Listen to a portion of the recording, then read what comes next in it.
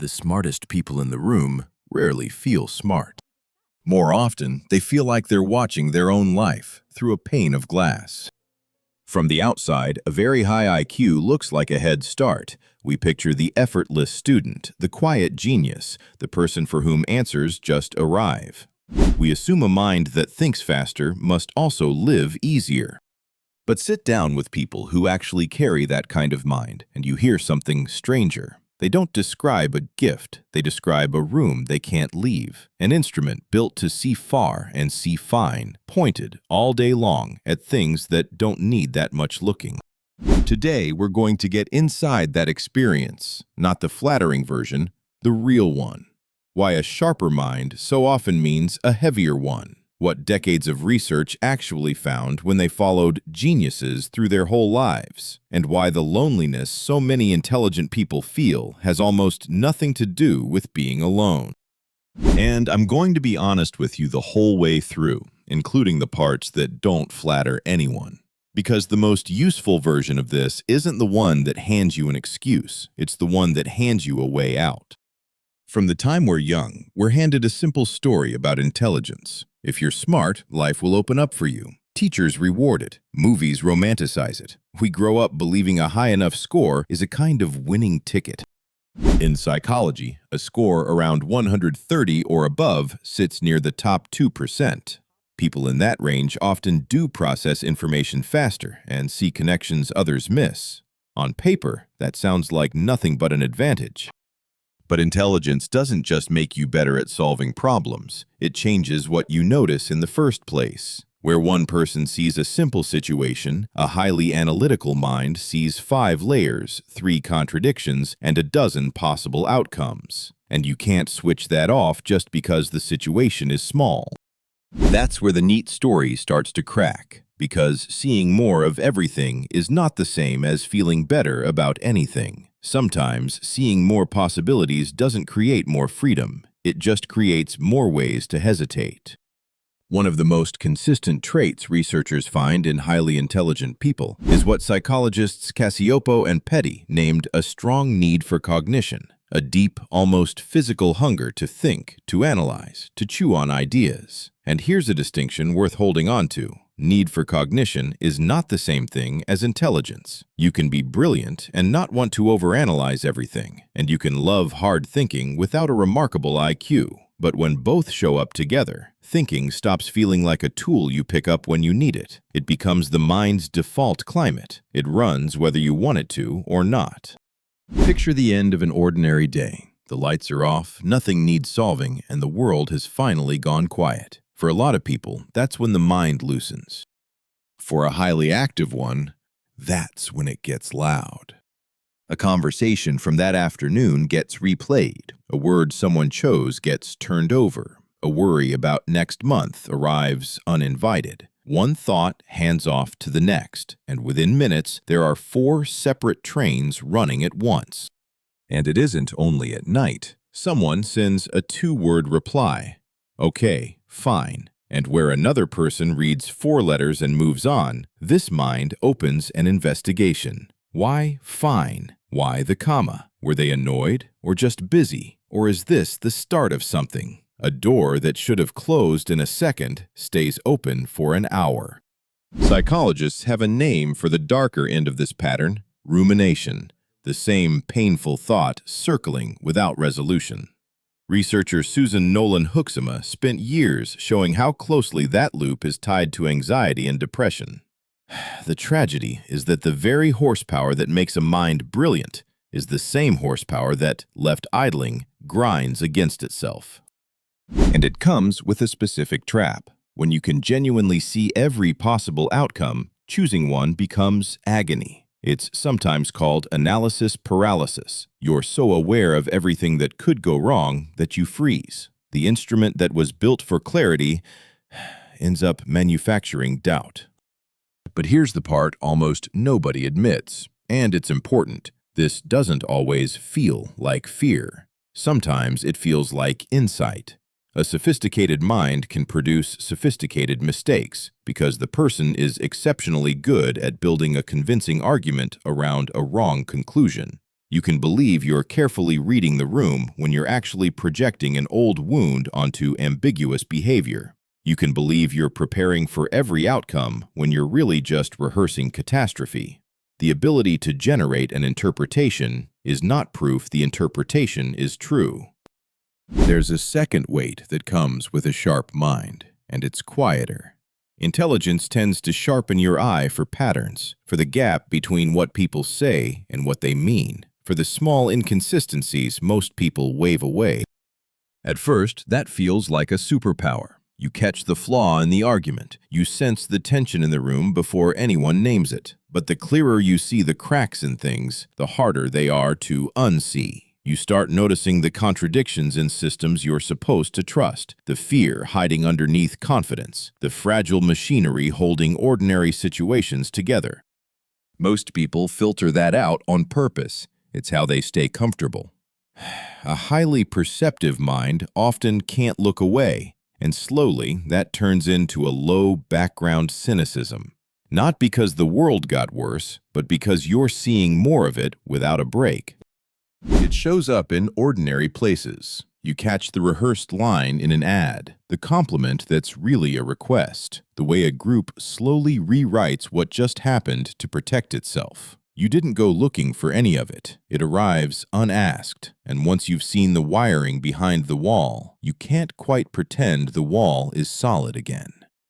For a long time, we imagined intelligence as something cold, pure logic, no heat. A Polish psychologist named Kazimierz Dąbrowski pushed back on that. After decades of working with gifted individuals, he noticed they didn't only think more intensely, they felt more intensely too.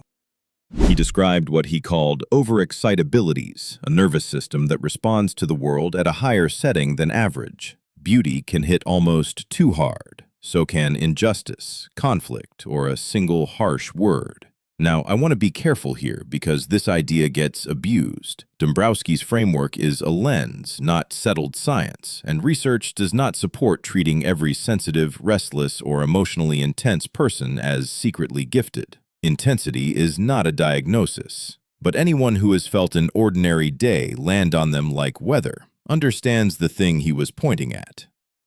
You see it in small moments. A piece of music comes on, and everyone else taps along, while you're quietly undone by it. A news story other people scroll past sits in your chest for the rest of the day. From the outside, it looks like too much. From the inside, it's just the volume you were handed. And here's the honest line underneath it. More feeling is not always deeper truth, and more thought is not always better judgment. Intensity is capacity. What you do with it, regulation, decides whether that capacity becomes creativity or chaos. Let me pause here because I'm curious where you land. Of everything so far, the mind that won't quiet down at night, the habit of noticing what other people miss or feeling things at full volume, which one is most you? Drop the number 1, 2, or 3 in the comments. I read them, and honestly, the answers tell a story of their own. Then, stay with me, because what the research found next is the part almost nobody expects. Here's the twist most people never hear. In 1921, a psychologist named Louis Terman set out to prove that high IQ children were destined for greatness. He gathered around 1,500 of them and followed them for the rest of their lives, one of the longest studies in the history of psychology. He fully expected a generation of world changers. That's not what he got. Some did well. Many led perfectly ordinary lives, and plenty struggled with the same things everyone struggles with: loneliness, disappointment, the ache of unmet expectations. A high score, it turned out, guaranteed almost nothing about how a life would feel from the inside. Terman spent the rest of his career quietly revising his own expectations. What separated the members of his group who flourished from the ones who didn't wasn't intelligence. They were all bright. It was the things his test never measured: emotional steadiness, a sense of purpose, and whether they had people around them who actually understood them. And then there's the detail history loves. 2 boys were tested for Terman's study. and rejected for not scoring high enough. Their names were William Shockley and Luis Alvarez. Both of them went on to win the Nobel Prize in physics. Later research pointed the same direction. One influential idea, the threshold hypothesis, suggests that once you clear a certain point, somewhere around an IQ of 120, having even more of it barely predicts your creative achievement. Above the threshold, the number stops being the story. Curiosity, persistence, and what you actually do take over. To be fair, it's not all one-sided. Long-term studies of intellectually precocious kids show that high ability really does track with real accomplishment over a lifetime. So, intelligence isn't nothing. But here's the honest summary the research keeps landing on. Knowing is not the same as integrating. Intelligence isn't wisdom until it actually changes how a person lives. Your mind is a remarkable instrument, and an instrument is only ever as good as what you point it at. Which brings us to a quieter pain, perfectionism. Highly intelligent people can picture the ideal version of almost anything with painful clarity. The flawless project, the perfect answer, the life that fully matches what they sense they're capable of. But reality never arrives that clean, and when the real result falls short of the vision, the gap doesn't feel like normal life. It feels like failure. There's a line worth drawing here. Healthy, high standards say, this can become better. Maladaptive perfectionism says, if it isn't exceptional, it proves something is wrong with me. That second voice changes the entire meaning of effort. Work stops being exploration and becomes a test of identity. A mistake stops being information and becomes evidence. Rest stops being recovery and becomes wasted potential. Over time, that hardens into something people describe online as gifted burnout. And I'll be upfront, that phrase is used loosely and isn't a single clinical diagnosis. But the experience under it is real. The label that once sounded like a compliment, so much potential, becomes a debt you can never quite pay off. Often it starts early. A child repeatedly told, "You're the smart one," can learn that being impressive isn't just something they do. It's the role that earns love, belonging, and safety. Then adult life arrives, and talent alone stops being enough. Progress starts to require repetition, criticism, and long stretches of being ordinary at something new. And the former gifted kid can read that completely normal struggle as personal decline, as if they're losing the one thing that made them valuable. It's a quiet kind of exhaustion, because from the outside, it looks like success. People see the results and the praise. What they don't see is the version in your head you're silently measuring it against, the one that was always going to be a little better than whatever you actually managed. Here's a question worth sitting with. When you delay an important decision or project, are you truly missing information, or are you waiting until failure becomes impossible? Because the difference reveals whether your mind is solving a problem or protecting an identity. Then there's the part that hurts most, the feeling of being surrounded and still unmet. When two people think at a similar depth, conversation just flows, jokes land, ideas build. But when the gap in how two minds work gets wide enough, something goes quietly out of sync. A person who craves conversations about why people do what they do can find themselves stranded in small talk, the weather, the schedule, the surface, and walking away oddly drained. So they adapt, they simplify, they hold the more intense thought back so the room stays comfortable. Psychologists sometimes call this masking. It works, and it costs. Because when you spend years translating yourself down into a smaller version, you can be in a full room and still feel like no one has met the actual you. You're not alone because nobody's there. You're alone because the part of you that feels most alive is rarely in the room. But now I have to say the harder thing, because your sharp mind will respect me more for it.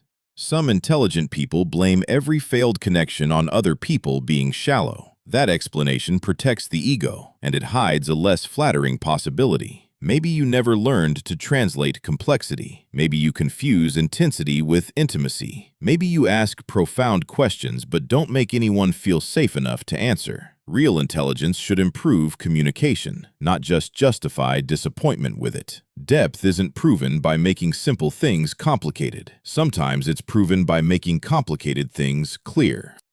And this reaches somewhere people rarely talk about: love. We assume a brilliant mind would make relationships easier, more understanding, more depth. But intimacy runs on being known, and a mind that's used to editing itself for safety often keeps editing even with the people closest to it. The result is a strange ache, being deeply loved and still quietly wondering whether you've ever fully been seen. It's not that intelligent people can't connect, it's that connection asks them to stop translating, and translating is the very habit that kept them safe for years. You can see it at a dinner table. Someone asks how you're doing, and half a dozen honest answers rise up at once. Too big, too heavy, too much for a Tuesday. So you sand them down to good, busy, and smile. Nothing is wrong with the moment, but a small distance opens anyway. The gap between what you actually carried in the door and what you let anyone see. Now, a fair word, because you've earned it by staying this honest with me. None of this makes anyone superior, and there's a real trap in pretending it does. It feels good to explain your pain with the word gifted. It flatters the ego to believe your loneliness is proof of a rare mind. But suffering is not a credential. A person doesn't need to preserve their misery to preserve their depth. Overthinking can just be overthinking. Anxiety isn't evidence that your mind is too advanced for the world. Loneliness isn't proof that everyone else is shallow. And the research on whether smart people are actually more anxious or depressed is genuinely mixed. Some studies find specific vulnerabilities, others find nothing higher at all, and a few suggest intelligence can even be protective. So we should resist the seductive story that says pain proves brilliance. Take all of this less as a badge and more as a description. If parts of it fit, the useful question isn't, does this prove I'm smart? It's, what does a mind like this actually need to stop suffering? Because that question has an answer, and it's better than the one most people settle for. It's worth asking where all of this even comes from, because the answer changes how you treat it. Some of it you're probably born with. Temperament shows up early. But a lot of the constant scanning is learned. Many deeply analytical adults were once children who had to read the room to stay safe or accepted. Kids who could tell a parent's mood from the sound of the front door. Kids who learned young that noticing early meant getting hurt a little less. Nobody sits a child down and teaches this. The nervous system just picks it up, because at the time, paying that much attention genuinely mattered. The hard part is that the habit outlives the reason for it. The room is calm now, the old threat is long gone, but the mind keeps scanning, as if something could shift any second, because that vigilance once kept you steady. Seeing that clearly doesn't switch it off, but it swaps self-blame for something gentler. You're not broken. You're running old software that used to keep you safe and never got the update that says the danger has passed. Before we get there, one last layer, because it's where a lot of intelligent people get stuck. When a mind naturally drifts toward the abstract, it tends to reach the big, uncomfortable questions early and often, about meaning, about mortality, about whether any of this adds up. Psychologists sometimes call the mood that follows existential depression. It's not triggered by a bad week. It's triggered by seeing, a little too clearly, how vast and uncertain everything is. And in that state, ordinary life can start to feel almost absurd. Why answer emails when every civilization eventually disappears? Why build a career if identity is temporary? Why love when every attachment ends in loss? These aren't signs of anything wrong with you. They belong to philosophy, art, and every thinking life. But they turn dangerous when they stop being real questions and become traps. The same question on a loop, rejecting every answer because none can offer absolute certainty. And here's the quiet catch. Sometimes the demand for ultimate meaning is just perfectionism wearing a bigger costume. You refuse to live by a meaning that's merely human-sized. But a finite life doesn't become meaningless because it's finite. Music isn't meaningless because the song ends. A conversation isn't worthless because nobody remembers every sentence. Value doesn't require permanence. So where does that leave a mind like this? Is a powerful, restless brain just a life sentence? No, but the fix isn't what people expect. The problem was never that the instrument is too strong. The problem is an instrument this powerful, aimed at nothing but yourself, in the dark. Point a telescope at your own face and all you get is a blur and a headache. Point it outward, and suddenly it does the thing it was built for. So here's what that looks like, concretely. First, give the loop a container. A mind that runs all day doesn't need to be silenced. It needs a time and a place. 10 minutes on paper to let every worry out. Written down, a thought stops demanding to be rerun, because part of why it loops is that it's afraid you'll forget it. And writing does something else the analytical mind desperately needs. It exposes repetition. On a page, you can finally see that 6 different fears are actually one fear wearing 6 costumes. Give the racing mind a page and a fixed time, and you've told it the job is safely recorded. It's allowed to stand down. Second, aim the lens at a real problem, not at yourself. Rumination is what a powerful mind does when you don't hand it a worthy target. A hard question, a craft, a project, a person to help. Direction is what turns grinding into building. Notice that almost every intelligent person you'd actually call content has one of these, something bigger than their own mood that quietly burns off the extra horsepower. Take it away, and that same engine turns inward and starts chewing on the self. Third, treat your emotions as data, not noise. This is the one smart people skip. You can spend 2 hours analyzing whether a colleague respects you when the simpler truth is that you felt embarrassed. You can build an airtight philosophical case against relationships when the real thing underneath is just fear of rejection. So ask the second set of questions. Not only what do I think about this, but what am I feeling, what am I protecting, and what do I actually need? Emotion isn't an interruption of intelligence. It's part of the information. Fourth, accept imperfect participation. Send the draft that still embarrasses you. Join the conversation. Try the skill while you still look like a beginner. Let someone misunderstand you and clarify later. Intelligence only becomes useful through contact with reality, and contact with reality always includes friction. A mind can map every road and never take a single step. Don't be the person who understands the whole journey and never leaves the balcony. Fifth, find your own frequency, but choose it carefully. You don't need a crowd. You need 1 or 2 people who think in the same register, where you can stop translating and just talk at full speed. One person is often enough, one who gets the reference, follows the tangent, and never needs you to shrink the thought. But here's the part that matters. The healthiest people around you aren't an audience that confirms how exceptional you are. They're the ones who challenge your blind spots and value your humanity beyond your performance. Not a mirror, a bridge. And that's the real reframe. Look back at the beginning, that feeling of watching your life through glass. The glass was never your mind. It was your mind with nothing worthy to do and no one to do it with. Give it a target and a witness, and the same instrument that made you feel like an outsider becomes the thing that finally connects you to the world. Because power just generates possibilities. Wisdom is choosing which of them deserve a life. Intelligence was never the curse.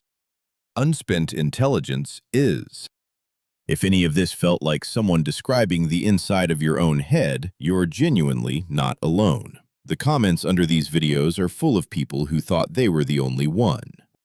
And there's one piece we didn't get to today, maybe the loudest one of all. The mind that simply will not switch off at night. Why the smartest brains so often go quiet in the daylight and roar the second the lights go out. That's what the next video is about. And if the racing at midnight part hit home, that one is for you.